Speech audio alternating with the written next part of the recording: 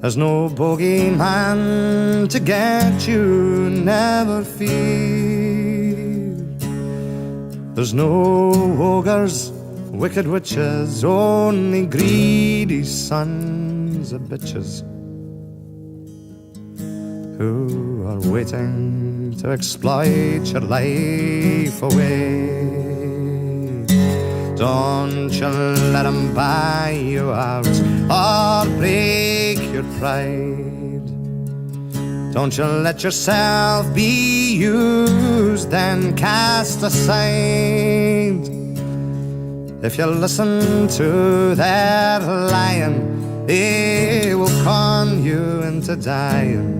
What do you think the greatest victory for the workers was since this time last year? Well, I don't think there was, it's one single event that you can point your finger at. I think what is beginning to happen is we're starting to see workers starting to get back into industrial action to fight for better wages after this imposed austerity upon us. And when we get that confidence back again, when people start to struggle and start to win, and it's been right across the north, we've had strikes in Fermanagh, we've had strikes down in Mid-Ulster, we've had strikes, threats of industrial action from a whole range of workers, from people in production right up to people that run the electricity grid.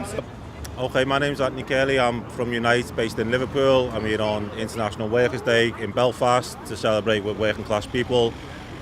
Biggest victory, I would say, in the north of England, and particularly in the northwest, is that we're seeing a lot more workers take industrial action. We've had a number of big disputes taking place in Liverpool, particularly around Camel Laids to save the shipyard. We're seeing public sector workers going on strike. So I would say the biggest victory is that workers are beginning to get back a bit of class consciousness, and they are prepared to take industrial action to improve their working conditions. You can just see it starting to bubble up, and the more we get people involved in struggle, the more confidence it's going to bring. And it's interesting, it's in the private sector that the struggles are happening. So maybe I can get a bit of confidence into the public sector and start trying to turn back the clock from this austerity since 2008. I think the biggest victory for workers in Ireland in the last year has been the revitalisation of the trade union movement. As we've seen in Mandate, with Tesco's and with their work in the Lloyd strikes, there's been a raising of the consciousness of the workers in Ireland. And to couple that off, I would say the tenants union movement as well, something the Connolly Youth Movement's been heavily involved in Belfast and in Dublin with Take Back the City, not to mention the occupation of Connolly Barracks in Cork. So I would say that the revitalisation of the workers' movements and the trade union movement and the tenants union movement in Ireland has been the biggest victory for workers. Yeah. I'm by nature a pessimist, so to be honest, it really racks my brain to try and figure out successes that we have had. But I have to say the biggest one that does come to mind has to be the repeal of the 8th Amendment to the Irish Constitution. Women make up the majority of people in our society, they make up the majority of workers, and I'm glad to see that Irish society in the Republic has now made their voices very clear, and has not listened to the likes of the church and the naysayers, and have now repealed that amendment. And there's Irish women in the north who will still have to either travel down south or travel across to England, and that's not good enough. But I have to say, I mean, it is a big victory in that they haven't just had their success and then moved on, that the women's movement in the south are also saying the north is next. Hello, I'm Philip O'Raw. I work in Belfast in IT, and I'm with the Prospect Union, which has recently merged also with BEC2. So I think it's small victories in different places, but I think the biggest thing is that we're still here and we're going forwards. We're not going backwards. We're defending what we have. We're trying to building on it in various ways. So yeah, I think it's basically trying to hold on to what we've got and build on it in whatever way we can. But yeah, unfortunately no huge victories, but on the other hand we're still very much fighting and still very much here for the long term, trying to protect working people and improve their quality of life. It's two fingers in a sense up to the establishment and up to, you know, the bankers club that is the EU, and the growing consciousness of people where that vote, you know, people just tried to brand them as racists and not knowing what they were voting for. But I think deep down that those people realise, and there's a sort of an awakening amongst the working classes.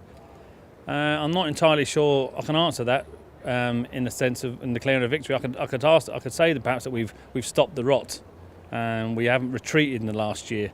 We've been retreating for 20, 30 years under the kind of the cost of neoliberalism.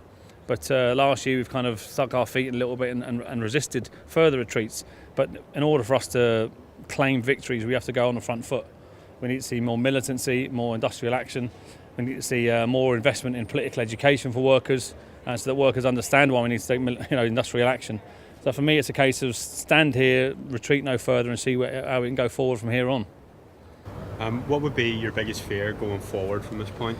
I mean, I have a lot of fears going forward. As I say, I'm a pessimist, but my fear is that because of restrictive legislation placed upon the trade union movement and a media that is hostile to left-wing alternative viewpoints and ideas, that unfortunately the right wing, the far right wing, is poised right now to capitalise on that breakdown of trust in the politicians, the liberals and the centrists who have said that they're for everybody. As that breaks down, we're already seeing that in America and across Europe. As people lose trust in the centre, they're turning towards far-right populists and tin pot dictators that want to be dictators, like people like Trump and people like Orban and others.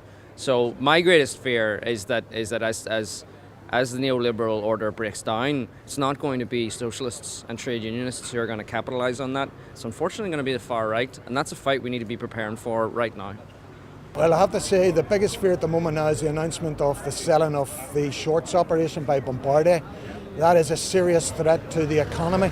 There is the ability of the economy. There's less than 4,000 workers in the place, but there's about 10,000 workers across the north that rely on the work from Bombardier.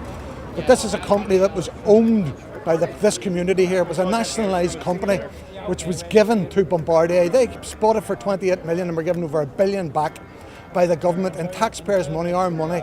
And it had such a history of innovation. That's what encouraged Bombardier to steal it in the first place. But now they're going to sell it off after all the money they have received, public sector money to build that up. Now they're going to sell the thing off, and there's a potential that we could lose this here. There needs to be a strong community campaign with the trade unions at the centre of it, and the politicians put under pressure to defend this. And if they can't find an alternative buyer, then they should be looking at renationalising Bombardier Shorts Aircraft Company for the future. The biggest issue is the uncertainty at the moment. We're seeing a lot of people who are afraid of their jobs, of their local communities, and it's the trade union movement's job to protect them. Definitely Brexit. We've got a bit of a hiatus at the moment, and it looks like the Parliament in Westminster is now squandering that opportunity to make use of that time, and it'll be yet another crisis now in October. Very worried about the peace process here in Northern Ireland, and also about what could happen to things like workers' rights and what could happen to climate change. My biggest fear for the year going forward would be the continuing US intervention in Venezuela. It's been a great victory for the workers of Venezuela and the people of Venezuela to have Maduro as their leader, and it pains me to see the Bolivarian revolution at risk with the continuing intervention and the continuing US imperialism in Venezuela. Personally, my biggest fear going forward is Brexit not happening. Because one, I think that would not only cause absolute chaos and turmoil in England, but I also think that that is a major blow to the chances of Irish unity. I think Brexit has opened the chance that previously wasn't there in terms of Irish unity, and it's brought Irish unity in the mainstream debate where a few years ago it wasn't there. I'm no way in favour of the EU. I'm not pro-EU, and therefore that argument what Brexit gives is it's the economic argument. Whereas previously the unionist argument was always, remain in the union because it's better economically. Whereas that won't be the case now because of Brexit, where the economically worse off. So we're economically better in the EU.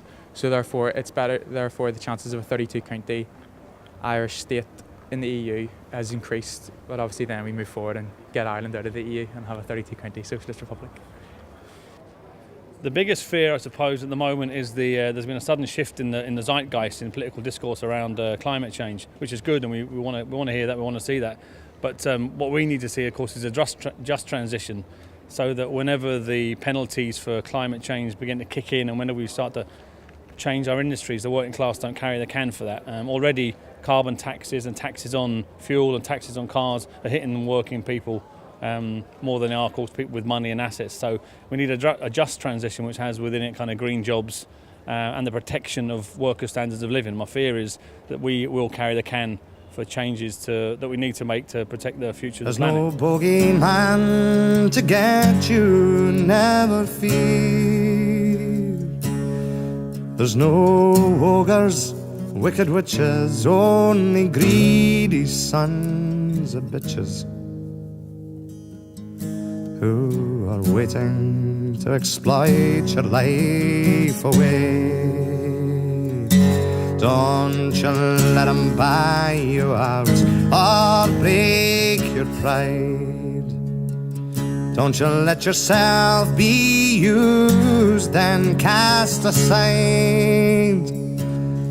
If you listen to their lying, they will con you into dying.